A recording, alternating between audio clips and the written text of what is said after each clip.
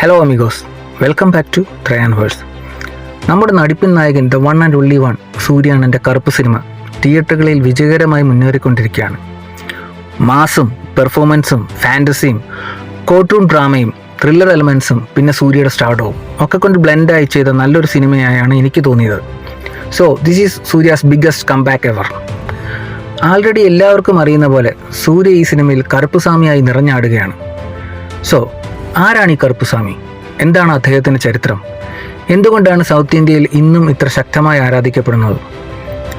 നമ്മുടെ സൗത്ത് ഇന്ത്യയിൽ, പ്രത്യേകിച്ച് തമിഴ്നാടും കേരളം അടങ്ങിയ ഏരിയയിൽ ക്രിസ്തുവിന് ഏകദേശം 600 വർഷങ്ങൾക്ക്, അതായത് ഏകദേശം 2600 വർഷങ്ങൾക്ക് മുൻപ് തഴച്ചു വളർന്ന വൈഗാ നദീതട സംസ്കാരം മുതൽ ആരംഭിച്ച ഒന്നാണ് ഈ കാവൽ ദൈവം എന്ന ആരാധനാരീതി.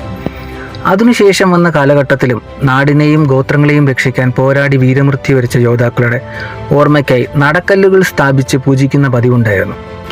പ്രധാനമായും അതാതു ഗ്രാമങ്ങളിലെ ജനങ്ങളുടെ സ്വത്തിനെയും ജീവനെയും നീതിയെയും സംരക്ഷിച്ചിരുന്ന പോരാളികളെയും തലവന്മാരെയുമാണ് ജനങ്ങൾ കാവൽ ദൈവങ്ങളായി കണ്ടിരുന്നത്. അവരെ ഞങ്ങളെ കാക്കാനും നയിക്കാനും ശക്തിയായി ജനങ്ങൾ ആരാധിച്ചു വന്നു. അത്തരമൊരു ശക്തമായി ആരാധിച്ചു വന്ന കാവൽ ദൈവമാണ് കറുപ്പുസ്വാമി.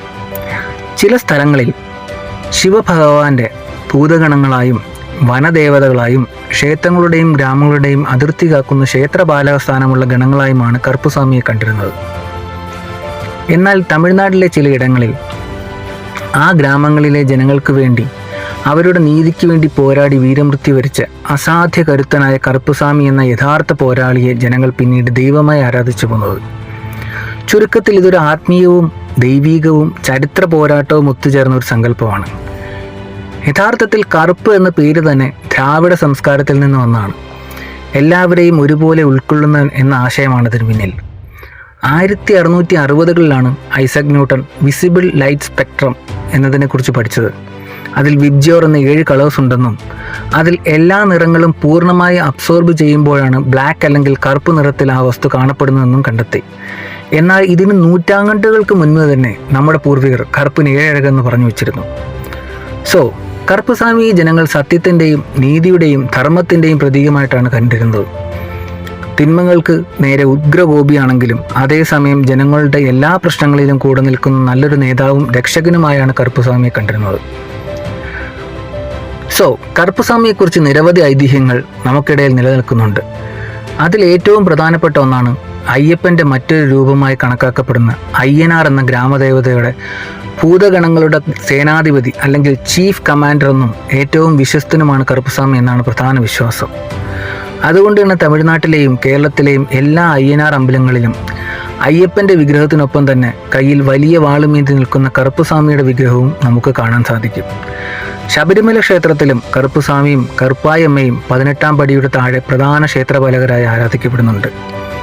എല്ലാ അയ്യപ്പന്മാരും 18ാം പടി കയറുന്നതിന് മുന്നേ താഴെ കാവൽ നിൽക്കുന്ന കറുപ്പുസ്വാമിയും കറുപ്പായി അമ്മയും വണങ്ങി അനുവാദം വാങ്ങിയാണ് മുകളിലേക്ക് പോകുന്നത്. ഇതുപോലെ തന്നെ കറുപ്പുസ്വാമിയെക്കുറിച്ച് തമിഴ്നാട്ടിലെ മധുരയിൽ ഏറ്റവും പ്രശസ്തമായ മറ്റൊരു ചരിത്രമാണ് മധുര അഴകർ കോവിൽ കഥ. അവിടുത്തെ കള്ളഴകർ ക്ഷേത്രം എന്ന് കാത്തുസൂക്ഷിച്ചിരുന്ന ധീരനായ ഒരു പോരാളിയായിരുന്നു കറുപ്പൻ എന്ന ഐതിഹ്യം. ഒരു ദിവസം അമ്പലം കൊള്ളയടിക്കാൻ വന്ന 18 കള്ളന്മാരെ കറുപ്പൻ ഒറ്റയടിക്ക് നേരിട്ട് വധിച്ചു. എന്നാൽ ആ ശക്തമായ പോരാട്ടത്തിൽ ഗുരുതരമായ പരുക്കേറ്റ കറുപ്പനും അവിടെ തന്നെ വീരമൃത്യു വരിച്ചു. കറുപ്പൻ്റെ ആ പോരാട്ട വീര്യത്തിലും വിശ്വസ്തതയിലും പ്രസന്നനായ ഭഗവാൻ കറുപ്പന് മോക്ഷം നൽകുകയും അങ്ങനെ ക്ഷേത്രത്തിൻ്റെ പ്രധാന കാവൽക്കാരനായി 18ാം പടി കറുപ്പുസ്വാമിയായി അവിടെ തുടർന്നതെന്നാണ് ഐതിഹ്യം.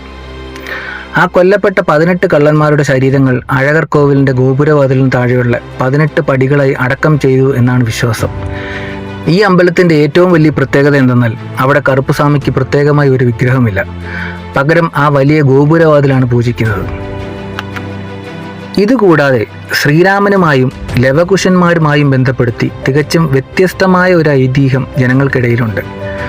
പണ്ട് വാൽമീകി മഹർഷി ദർഭപ്പുല്ലുകൊണ്ടുണ്ടാക്കിയ സീതാദേവിയുടെ ദത്തുപുത്രനാണ് കുശനെന്നും പിന്നീട് സീതാദേവിയുടെ അഗ്നിപരീക്ഷയ്ക്കൊപ്പം ലവകുശന്മാരുടെ അഗ്നിപരീക്ഷ നടന്നപ്പോൾ കുശന്റെ ശരീരം തീയിൽ വെന്ത് കറുപ്പായി മാറിയെന്നും ഇതുകണ്ട് വല്ലാത്ത സങ്കടവും ഒപ്പം കുശന്റെ വലിയ ത്യാഗം കണ്ട് അങ്ങേയറ്റം പ്രസന്നനുമായ ശ്രീരാമൻ കുശനെ കറുപ്പുസ്വാമി എന്ന പേരിൽ ശക്തനായ ഒരു കാവൽ ദൈവമായി നാടിൻ്റെ രക്ഷകനായി തുടരാൻ അനുഗ്രഹിച്ചു എന്നാണൊരു കഥ.